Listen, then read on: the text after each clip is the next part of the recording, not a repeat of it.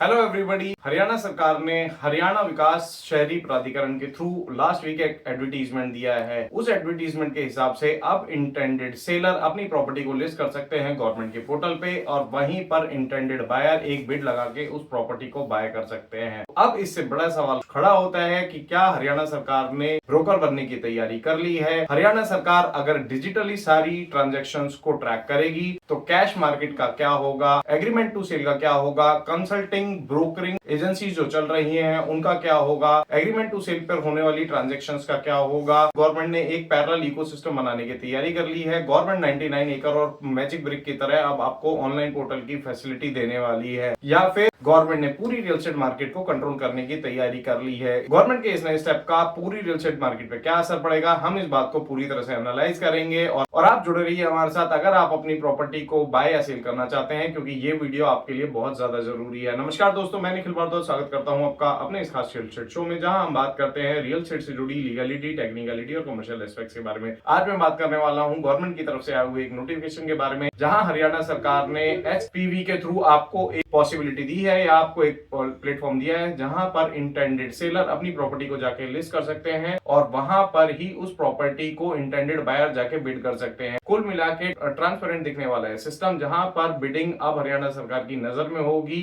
एक ऐसा platform available करा दिया है जहां पर गवर्नमेंट ना सिर्फ उस प्रॉपर्टी के बैकग्राउंड को चेक करती है, पूरे डॉक्यूमेंट्स को चेक करती है, बल्कि एंड टू एंड उस पूरी ट्रांजैक्शन की जिम्मेदारी भी लेती है, चाहे वो डॉक्यूमेंटेशन हो, बिडिंग हो, या फिर प्रॉपर्टी की ट्रांजैक्शन कंप्लीट होने के बाद उसका नए ओनर को म्यूटेशन से लेकर रजिस्ट्री तक को कंप्लीट करवाने की जिम्मेदारी होगी। अब लेकिन इससे एक बड़ा सवाल ये खड़ा होता है कि एग्रीमेंट टू सेल या फिर कंसल्टिंग फर्म जो चल रही हैं उनका क्या होगा। अब इससे एक बड़ा सवाल शुरू होता है कि ब्रोकरेज मार्केट का क्या होगा, कंसल्टिंग फर्म्स का क्या होगा, और ये पूरी एक बहुत बड़ी लॉबी जो ब्रोकर या कंसल्टेंट के तरह काम कर रही है उनका क्या होगा। हालांकि अभी हरियाणा सरकार ने इसको मैंडेटरी नहीं किया है, तो वो लोग जो अपनी प्रॉपर्टी को एक्चुअल मार्केट प्राइस पे बेचने के लिए ही इंटरेस्टेड हैं, वो लोग जरूर जाके इस पोर्टल पर अपनी प्रॉपर्टी को रजिस्टर करवाएंगे। लेकिन जिन लोगों को एक्चुअल में अपनी प्रॉपर्टी को सिर्फ सर्कल रेट के ऊपर बेचना है, सर्कल रेट के ऊपर सेल करना है और मार्केट प्राइस से पैसे लेने हैं, वो उस पोर्टल पर अभी वहां पर नहीं जाना चाहेंगे, वो उस पोर्टल को अवॉइड करेंगे। लेकिन over the period of time अगर हरियाणा सरकार ने इसको मैंडेटरी कर दिया तो ये निश्चित तौर पे ब्रोकरेज और कंसल्टिंग फर्म्स के लिए एक बुरी खबर होने वाली है। इसका इंपैक्ट रियल एस्टेट मार्केट पर डायरेक्टली बहुत ज्यादा पड़ने वाला है, क्योंकि सारी ट्रांजैक्शन डिजिटल होगी, गवर्नमेंट हर ट्रांजैक्शन को मॉनिटर कर रही होगी। तो इसका मतलब अब आपकी रियल एस्टेट ट्रांजैक्शन के एक्चुअल प्राइस भी गवर्नमेंट को पता हो सकते हैं अगर आप इस पोर्टल के थ्रू जाके ट्रांजैक्शन कर सकते हैं। तो इसका क्या मतलब है, क्या रियल एस्टेट मार्केट क्रैश कर जाएगी? देखिए, कैश कंपोनेंट इसमें काफी हद तक कम हो जाएगा। अगर गवर्नमेंट डायरेक्टली और ट्रांजैक्शन को मॉनिटर कर रही है तो आपको गवर्नमेंट को पता होगा कि एक्चुअल में उस प्रॉपर्टी की ट्रांजैक्शन कितनी है। तो इसलिए जो लोग मार्केट प्राइस पर प्रॉपर्टी को बेचना चाह रहे हैं वो तो इस पोर्टल को यूज करेंगे, लेकिन जो लोग मार्केट प्राइस को लेना तो चाह रहे हैं लेकिन रजिस्ट्री सर्कल रेट पे करवाना चाह रहे हैं, वो इस पोर्टल को यूज नहीं करेंगे। तो क्या हम ये कह सकते हैं कि गवर्नमेंट ने 99 एकड़ या मैजिक ब्रिक की तरह एक पैरेलल प्लेटफॉर्म बनाने की तैयारी कर ली है? तो उसका जवाब है हाँ। हरियाणा सरकार ने ये शुरुआत कर दी है जहां पर वो आपको एक प्लेटफॉर्म दे रही है जहां पर आप अपनी प्रॉपर्टी को लिस्ट करा सकते हैं ऑनलाइन, और वो वहां पर आपकी चीजें ऑनलाइन प्रॉपर्टी को देखने के लिए अवेलेबल होगी। कहीं पर भी बैठा हुआ कोई भी बायर एक लिस्टेड प्रॉपर्टी को देख सकता है और उस प्रॉपर्टी के लिए बिड कर सकता है। अब क्या नेक्स्ट सवाल ये है कि क्या इस तरह से गवर्नमेंट ने रियल एस्टेट मार्केट को कंट्रोल करने के लिए तैयारी कर ली है? देखिए, अभी ये कहना बहुत जल्दबाजी होगा, लेकिन यस, ये एक स्टेप जरूर है। अगर गवर्नमेंट इसको मैंडेटरी कर देती है तो रियल एस्टेट मार्केट काफी हद तक गवर्नमेंट के कंट्रोल में आ जाएगी। हालांकि अभी ये एक प्रीमेच्योर कंडीशन है, बहुत इसमें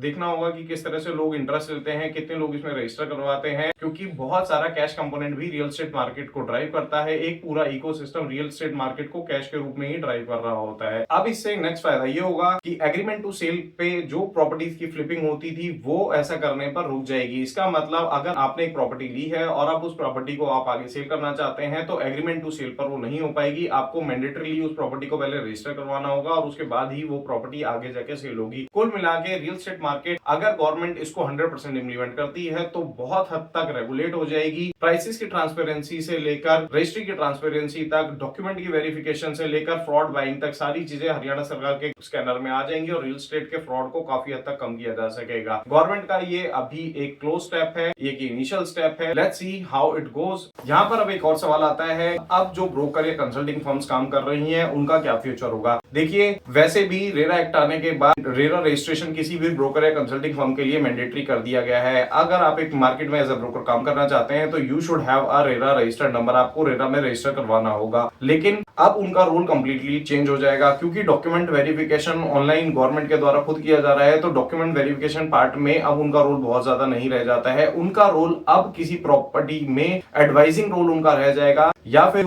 एक लुक आफ्टर एक रोल रह जाएगा। क्योंकि कई बार क्या होगा कि आपका जो सेलर होगा वो सेलर लोकली बेस्ड नहीं होगा। मान लीजिए अगर कोई प्रॉपर्टी पानीपत में सेल हो रही है, गुड़गांव में सेल हो रही है, फरीदाबाद में सेल हो रही है, तो जरूरी नहीं है प्रॉपर्टी विजिट कराने के लिए हमेशा आपका जो बायर होगा वो अवेलेबल होगा। वो वहां पर एक लोकल ब्रोकर या लोकल कंसल्टेंट से कोऑर्डिनेट करेगा, वहां पर वो उसको अपनी की देगा कि देखिए मैंने अपनी प्रॉपर्टी को लिस्ट किया है, ये मेरी प्रॉपर्टी की चाबी है, और आप वहां पर जाके आप मेरी प्रॉपर्टी को विजिट, जितने वहां पर इंटेंडेड सेलर आएंगे, इस तरह से पर विजिट के चार्जेस वहां पर जो कंसल्टेंट होंगे, ब्रोकर होंगे, वो उसको ले सकते हैं। या फिर सेकंड रोल अब उनका रहेगा एडवाइजिंग के लिए। अगर वहां पर सेलर आता है आपके पास एक बाय करने के लिए, वो आपसे डेफिनेटली पूछना चाहेगा कि मैं अगर यहाँ पर एक इंटेंडेड बिड है, इस प्रॉपर्टी या इस पर्टिकुलर प्रोजेक्ट में अगर बिड करना चाहता हूँ तो क्या मुझे यहाँ इन्वेस्ट करना चाहिए, एक्चुअल में अगर रियल एस्टेट प्राइस कितना है, मैं अगर इस प्रॉपर्टी के लिए इस प्राइस को टारगेट कर रहा हूं तो क्या वो एक सही बिड रहेगी या नहीं रहेगी। अब कंसल्टिंग और एडवाइजरी, आपका प्योर कंसल्टिंग और एडवाइजरी रोल हो जाएगा। वहां पर अब एग्रीमेंट टू सेल में फ्लिपिंग नहीं हो पाएगी। प्योर ब्रोकरेज जो पहले होती थी अब वो धीरे धीरे डाइल्यूट हो जाएगा इसके साथ। लेकिन तो कुल मिला के गवर्नमेंट ने रियल एस्टेट को कंट्रोल करने की यहाँ पर तैयारी कर ली है। अगर गवर्नमेंट इसमें आगे बढ़ती है तो डेफिनेटली ये एक पूरा कंट्रोल्ड ट्रांसपेरेंट सिस्टम बन जाएगा, जहां पर बायर और सेलर को लेजिटिमेट पोर्टफोलियो मिलेगा, जहां पर किसी भी तरह की फ्रॉड की